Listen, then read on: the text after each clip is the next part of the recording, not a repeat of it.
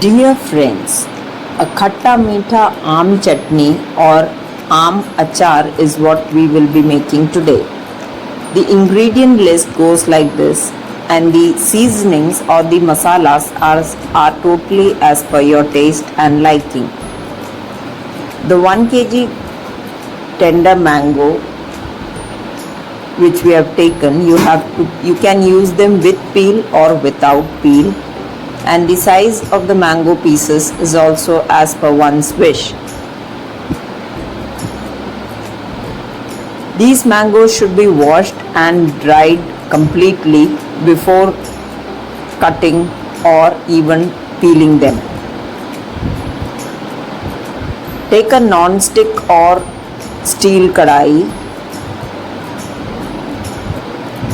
and add or hard anodized kadai, not aluminum kadai, and add 2 tablespoons of sesame oil or any other oil of your choice, and start adding all the masalas. The masalas which I have used is as per my preference and my taste, so these may vary, the amount and quantity may vary, but these are the basic masalas which should be going and which give it a very nice and tangy taste. Ratio of pepper powder and chili powder would be as per your wish. If you want that pepper punch, you may add more.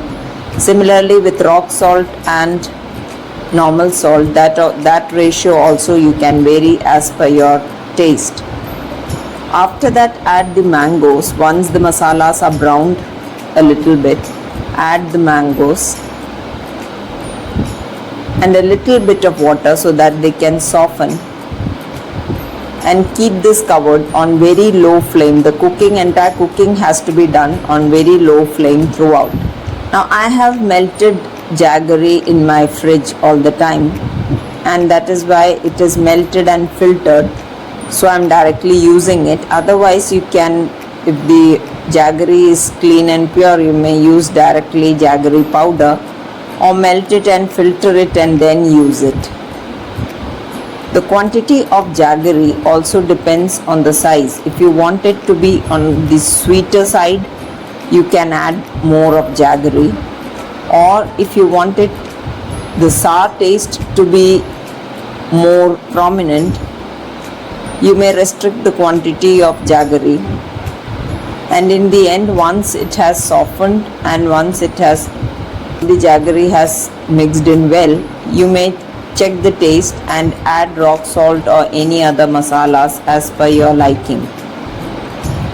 This aam chutney will keep in the fridge for 6 to 8 months without any problem.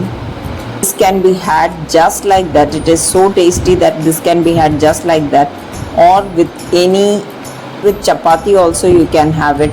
It is rice or any other pulao. This is how it has turned out. So please do try out this tasty and tangy recipe, and please do like, share and subscribe to Gluten Free India for more such recipes. Thank you.